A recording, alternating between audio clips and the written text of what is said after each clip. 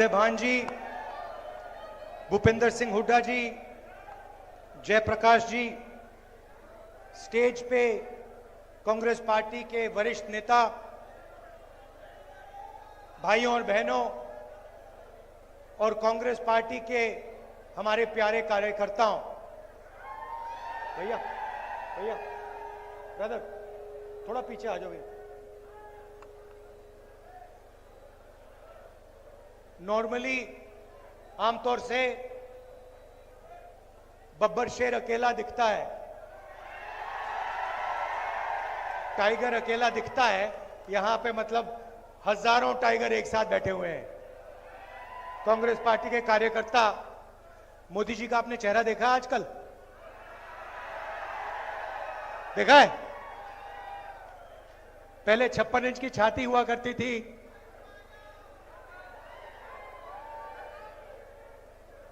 अब पहले 56 इंच की छाती, अब कहते भैया मैं नॉन बायोलॉजिकल हूं, मेरा तो सीधा भगवान से रिश्ता है, डायरेक्ट कनेक्शन है। पैनिक में आ गए, घबरा गए। जब आदमी घबराता है, उल्टी सीधी बात बोलता है।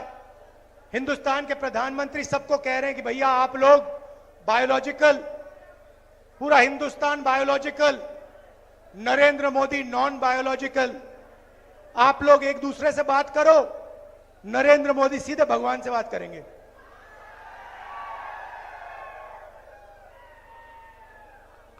और फिर भगवान ने चुनाव में उनको सबक सिखा दिया।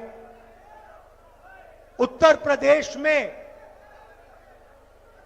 अवधेश सिंह ने अयोध्या में बीजेपी के कार्यकर्ता को हराया है। रियलिटी है। कुछ दिन पहले मैं अमेरिका गया, वहां बड़ा शहर है डैलस। जानते हो डैलस? नाम सुना आपने? सुना है? डैलस सुना है? क्यों सुना है? मैं बताऊं, क्योंकि हरियाणा से हजारों युवा यहां से भागकर डैलस जाते हैं, अमेरिका जाते हैं। हरियाणा में उनको रोजगार नहीं मिल सकता, हरियाणा में उनका भविष्य नहीं है। इसलिए ये सारे के सारे 15-20 हजार हरियाणा के युवा हिंदुस्तान से गए, टर्की गए, टर्की से कजाकिस्तान, कजाकिस्तान से साउथ अमेरिका, साउथ अमेरिका का पूरा चक्कर काटा, उसके बाद पनामा के जंगल से निकलते हुए अमेरिका गए। यहां उनको कुछ है नहीं, कुछ कर नहीं सकते यहां। जब मैं वहां पहुंचा, हमारे एक कार्यकर्ता ने मुझे कहा कि देखिए आप राहुल जी, जो हरियाणा से यहां लोग आए हैं, अलग अलग डिस्ट्रिक्ट से आते हैं, उनसे मिलिए आप। मैंने सोचा अच्छा आइडिया है, देखता हूं हरियाणा से जो लोग, भैया ध्यान से, आपको नहीं गिरना है, बीजेपी को गिराना है।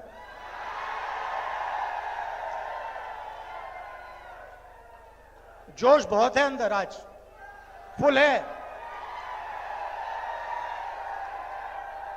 इंजन पूरा स्टार्ट है। तो मैंने कहा चलो जाके मिलते हैं। गया, 15-20 लोग छोटे से घर में रहते हैं, एक कमरे में, एक साथ खाना पकाते हैं, एक साथ सोते, कोई जगह नहीं।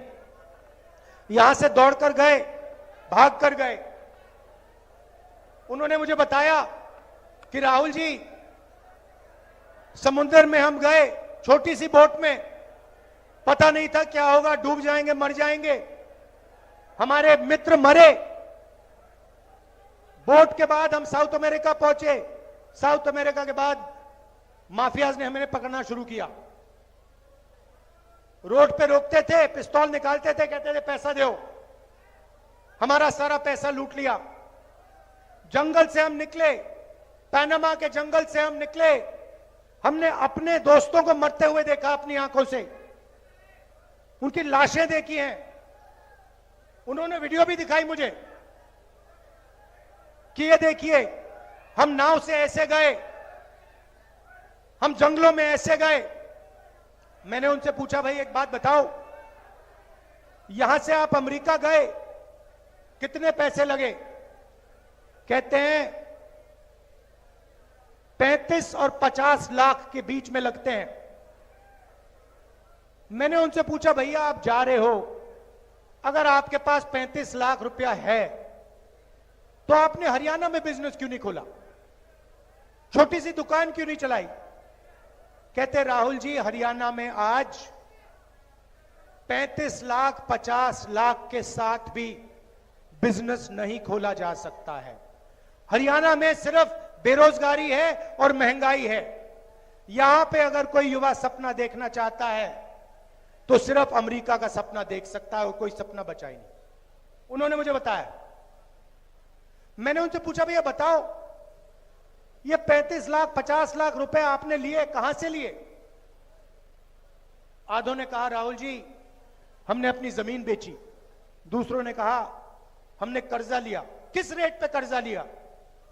2% महीने का, 24% पर हमने कर्जा लिया। मैं सोच रहा था, हरियाणा के युवाओं के लिए बैंक के दरवाजे बंद, छोटे दुकानदारों के लिए, स्मॉल एंड मीडियम मैन्युफैक्चरर्स के लिए बैंक के दरवाजे बंद, अदानी के लिए बैंक का दरवाजा खुला। आपका कर्जा माफ नहीं हो सकता। वो जो अमेरिका गए हैं उनका कर्जा माफ कभी नहीं होगा, मगर अदानी जैसे लोगों का 16 लाख करोड़ रुपए कर्जा माफ हो सकता है। किसानों का नहीं होगा, मजदूरों का नहीं होगा, अरबपतियों का होगा। कैसा हिंदुस्तान है? जिनको जरूरत है उनको नहीं मिलता है। जिनके पास पैसे की कोई कमी नहीं है, अगर उन्हें 1 लाख करोड़ रुपए चाहिए 1 लाख दे देते हैं। 2 लाख करोड़ रुपए चाहिए 2 लाख करोड़ रुपए लो। फिर उन्होंने मुझे कहा अमेरिका में कि राहुल जी एक काम कीजिए, आप हमसे तो मिल लिए, मगर हमारे बच्चे जो हैं, हमारे परिवार हैं, वो हिंदुस्तान में है। हम अब अमेरिका आ गए हैं, हम वापस नहीं जा सकते। अगर हम यहां से निकल गए हमें वापस नहीं आने देंगे। ग्रीन कार्ड नहीं है, 10 साल लगेंगे ग्रीन कार्ड के लिए। राहुल जी एक काम कीजिए, आप हमारे बच्चों के पास जाइए, परिवार के पास जाइए और उनसे कहिए कि उनको डरने की कोई जरूरत नहीं है, उन्हें रोने की कोई जरूरत नहीं है। हम अमेरिका में हैं, हम काम कर रहे हैं, उनको घबराने की जरूरत नहीं है। तो मैंने सोचा बिल्कुल सही बात है। और जैसे ही मैं अमेरिका से वापस आया, मैं करनाल गया, वहां पे उन्हीं परिवारों के बच्चों, माताओं से, फैमिली से मैं मिला। तो आप सोचिए, एक तरफ अमेरिका में 10-15 लोग युवा, हरियाणा के युवा बैठे, कंप्यूटर में उनका चेहरा, दूसरी तरफ हम करनाल में, हमारे साथ उन युवाओं के परिवार, छोटे छोटे बच्चे, माताएं, भाई बहन, सब एक साथ। और फिर मैंने इनसे बात शुरू की, बातचीत चल रही थी। एक मां ने मुझे कहा, राहुल जी मेरे बेटे का एक्सीडेंट हो गया, मुझे नहीं मालूम कि मैं उसे अब कभी देखूंगी। बच्चे से मैं मिला था, एक्सीडेंट हुआ, किसी ने गाड़ी मार दी, पूरी पेट की सर्जरी हुई, चल नहीं पाता है, अकेला ट्रेलर में सोता है। उसकी मैंने फोटो देखी ट्रेलर की, कुछ नहीं है उसके पास, और उसको आकर लोग पीटते हैं। रात को आकर उसकी पिटाई होती है। उसकी मां मुझे कहती है, मैं नहीं जानती कि मैं कभी उसको देख पाऊंगी। बात चल रही है और एक बच्चा छोटा सा, नाम देव, दौड़ता हुआ जाता है और कंप्यूटर को पकड़ता है, चिल्लाने लगता है, पापा पापा पापा वापस आओ, पापा वापस आओ। रो रहा है चिल्ला चिल्ला कर। मैंने ऐसी आवाज मैंने सुनी नहीं आज तक। जो मैंने करनाल में हरियाणा के बच्चे की सुनी, पापा वापस आओ, पापा देख रहा है बच्चे को, मुस्कुराने की कोशिश कर रहा है, कह रहा है कि घबराओ मत बेटा, घबराओ मत। उसके आंखों में भी आंसू हैं, वो छुपे हुए दिख नहीं रहे। बेटा चिल्ला रहा है। यह है आपका हरियाणा। बाप उधर, उसके आंख में आंसू, वो दिखा नहीं पा रहा है। बेटा इधर चिल्ला रहा है। यह हरियाणा। यहां आपको कुछ नहीं मिल सकता। आपने 10 साल इनकी सरकार देखी है। यहां पे आजकल ड्रग्स फैल रहा है, पूरा हिंदुस्तान जानता है। पता नहीं आपने सुना या नहीं सुना, अदानी के पोर्ट में हजारों किलो हेरोइन पाया गया था। अखबार पढ़ा आपने? पढ़ा? किसी पर कार्रवाई हुई? कोई कोर्ट केस हुआ? किसी को पकड़ा गया? नरेंद्र मोदी ने कहा कि भैया अदानी के यहां पोर्ट में हेरोइन पकड़ा गया है, मैं कार्रवाई करूंगा, मैं देखूंगा हरियाणा कौन कोकेन भेज रहा है, कौन हेरोइन भेज रहा है। बोला नरेंद्र मोदी ने? क्यों नहीं बोला? क्यों नहीं बोला? क्योंकि अदानी उसकी मार्केटिंग करता है। यहां किसानों से उनका हक छीना जाता है। रोज आप मेहनत करते हो, आप प्रोडक्शन करते हो, आप देश को भोजन देते हो, आपको सही दाम मिलता है? धान के लिए, गेहूं के लिए सही दाम मिलता है? अरे भाई, किसी के जेब में तो पैसा जा रहा है ना। अगर आपके जेब में नहीं जा रहा, पैसा आसमान में तो नहीं उड़ रहा ना, किसी ना किसी के जेब में तो जा रहा है ना।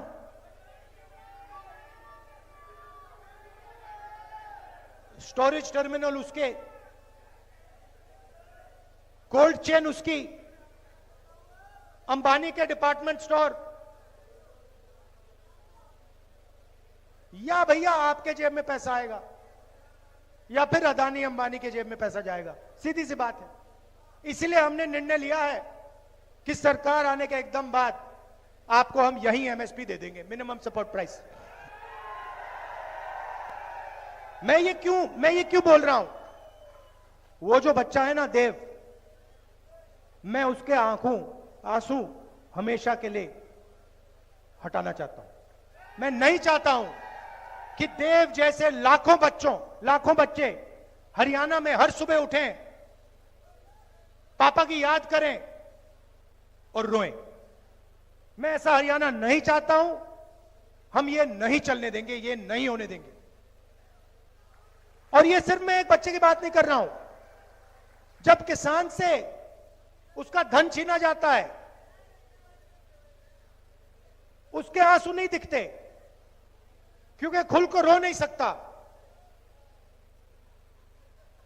मर जाएगा, इंसेक्टिसाइड पी जाएगा हिंदुस्तान का किसान, मगर आंसू नहीं निकलेंगे। यह सच्चाई है। हरियाणा के किसान को मैं जानता हूं, आपके साथ मैंने खेती की है हरियाणा में, मैंने देखा है क्या हो रहा है। हरियाणा का किसान नहीं रो सकता है, छुपाने पड़ते हैं आंसू, बच्चे रोते हैं, भूख लगती है बच्चे रोते हैं। ऐसा हमें नहीं चाहिए हरियाणा। और जहां भी देखो उन्हीं लोगों को फायदा होता है। एयरपोर्ट देखो अदानी, बंबई का एयरपोर्ट, लखनऊ का एयरपोर्ट, सारे के सारे एयरपोर्ट अदानी। मोबाइल फोन चलाओ अंबानी। पोर्ट्स को देखो अदानी। अब ये खेती में आना चाह रहे हैं। ये जो काले कानून है इन्हीं दोनों के लिए बनाए गए हैं। गलतफहमी में मत होइए। जीएसटी इन दोनों के लिए बनाया गया है, नोटबंदी इन दोनों के लिए बनाया गया है। दो मेन है, इनके पीछे 10-15 और है, अरबपति हैं। जो भी सपना इनको देखना ये देख सकते हैं। आपने शादी देखी इनकी? शादी देखी अंबानी की बेटे की? देखी? करोड़ों रुपए ऐसे ही फेंको। कोई अमेरिका से आके डांस कर रहा है, कोई बॉलीवुड से आके नाच गाना चल रहा है, हिंदुस्तान देख रहा है, देखता जा रहा है। अयोध्या में वो हारे क्यों? अयोध्या में मंदिर खोला, वहां अदानी दिखे, अंबानी दिखे, अमिताभ बच्चन दिखे, बॉलीवुड पूरा दिख गया, मगर गरीब किसान एक नहीं दिखा आपको वहां पे। हिंदू सच है, इसीलिए तो अवधेश ने इनको पटका है। अवधेश वो है वहां का एमपी, अवधेश कुमार, जो अयोध्या में जीता है। इसीलिए तो जीता है कि पूरा हिंदुस्तान देख रहा है, भैया आपने राम मंदिर खोला, सबसे पहले आपने राष्ट्रपति से कहा कि भैया आप आदिवासी हो, आप तो अंदर आ ही नहीं सकती, अलाउ नहीं है आपको। उसके बाद अमिताभ बच्चन को बुला लिया, अदानी को बुला लिया, अंबानी को बुला लिया, किसी एक मजदूर को नहीं आने दिया। आपने किसी बढ़ई को देखा, किसान को देखा, मजदूर को देखा? कोई नहीं। डांस गाना चल रहा है, प्रेस वाले हाय हाय हाय कर रहे हैं, नाच गाना चल रहा है, डांस चल रहा है, पूरा हिंदुस्तान डांस कर रहा है।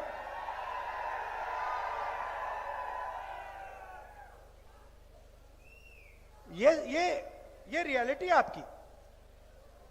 तो अब आप कहोगे कांग्रेस पार्टी क्या करेगी, तो मैं आपको बताता हूं। मैं शुरुआत की बात करता हूं। सबसे पहले गरीब लोगों के जेब में डायरेक्ट पैसा डालना है, सीधा। और भैया मैं आपको बता रहा हूं, ये मैंने लोकसभा में वायदा किया था। मैंने वायदा किया था कि हर गरीब परिवार के बैंक अकाउंट में, सुनो, हर गरीब परिवार के बैंक अकाउंट में मैं और कांग्रेस पार्टी इंडिया गठबंधन 1 लाख रुपए साल के अंदर डालने जा रही है। ये हमने कहा था, ये मैं छोड़ूंगा नहीं, आज नहीं तो कल। मैं बता रहा हूं, याद रखो आप, जितना पैसा इन्होंने अंबानी अदानी को दिया ना, मैं उतना ही पैसा निकाल कर हिंदुस्तान के किसानों को देने जा रहा हूं। मुझे कोई फर्क नहीं पड़ता मीडिया वाले कुछ बोले ना बोले। छोटे बिजनेस वालों को, मिडिल साइज बिजनेस वालों को, बेरोजगार युवाओं को, किसानों को, मजदूरों को, जब नेशनल लेवल पे सरकार आएगी हमारी जो आने वाली है, उसी टाइम जितना पैसा नरेंद्र मोदी ने अदानी और अंबानी को दिया है, गिनती से मैं उतना ही पैसा हिंदुस्तान के गरीब लोगों को दूंगा। मगर अब हरियाणा की बात। अब हरियाणा की जनता के जेब में डायरेक्ट हम पैसा डालना चाहते हैं। सबसे पहले महिला शक्ति प्रोग्राम, 2000 रुपए महीने के महिलाओं के बैंक अकाउंट में हरियाणा की सरकार डालने जा रही है। सिलेंडर कितने का है आजकल? कितने का है? 1100, 500 का हो जाएगा।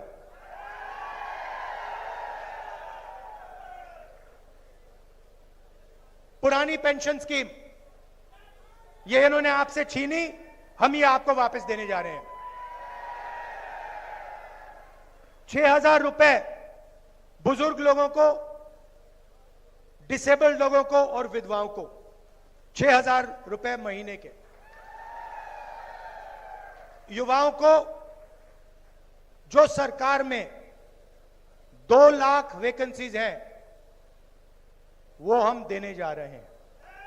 मगर सुनिए, सबसे जरूरी बात सुनिए, ये जो 2 लाख नौकरियां दी जाएंगी, हरियाणा के युवाओं को दी जाएंगी, ये हर एक जात को, सबको फेयरनेस के साथ इक्वली दी जाएंगी।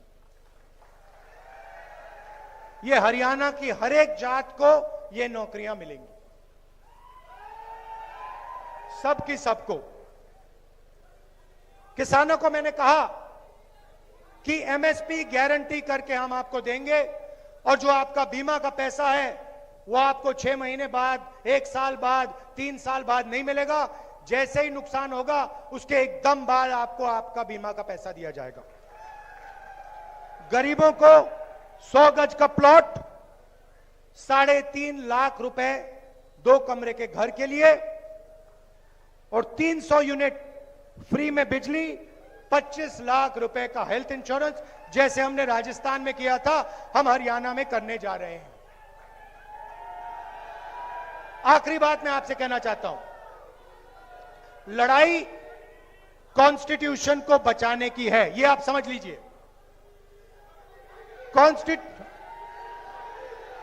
हाँ, अग्निवीर का मैं आपको 2 मिनट में समझाता हूं।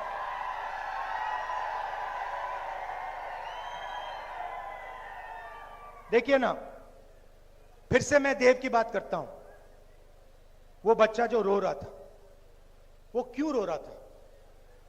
वो इसलिए रो रहा था क्योंकि उसको पिता के लिए जो भी रास्ते थे, रोजगार के जो भी रास्ते थे, उन सब को नरेंद्र मोदी ने बंद किया है। एक के बाद एक जो भी रास्ते देव के पिता के लिए खुले थे, उन सब को नरेंद्र मोदी जी ने,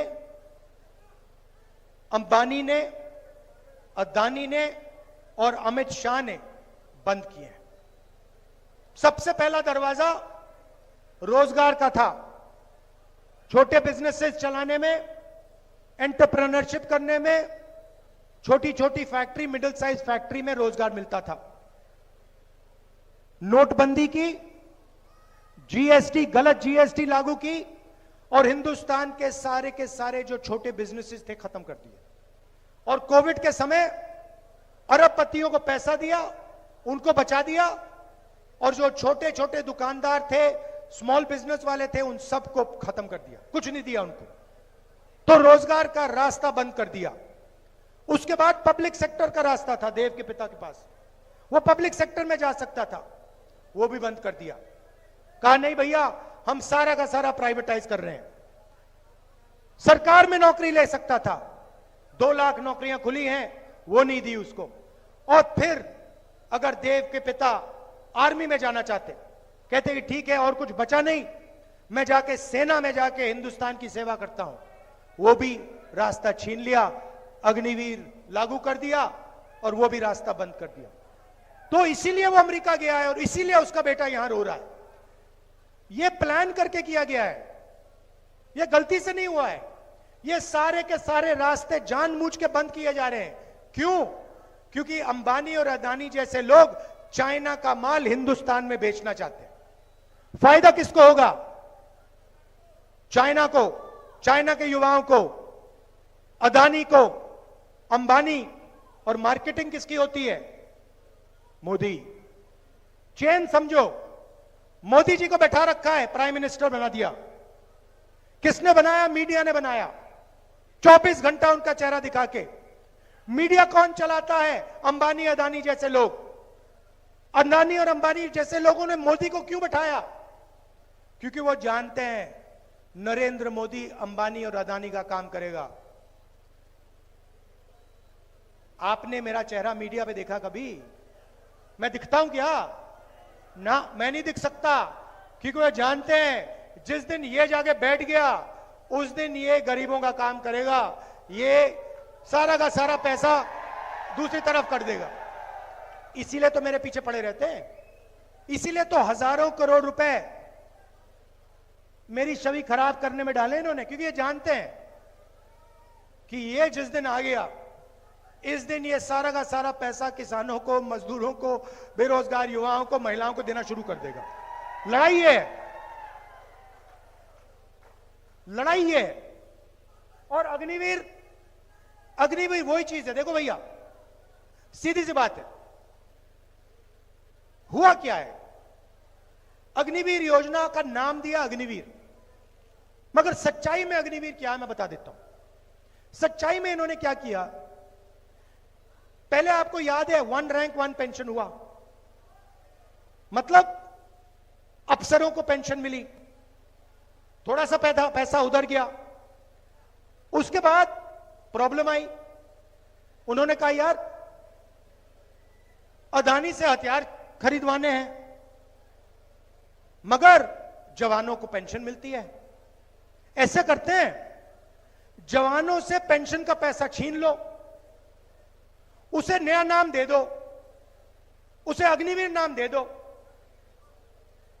और वो पूरा का पूरा पैसा अदानी को कर दो।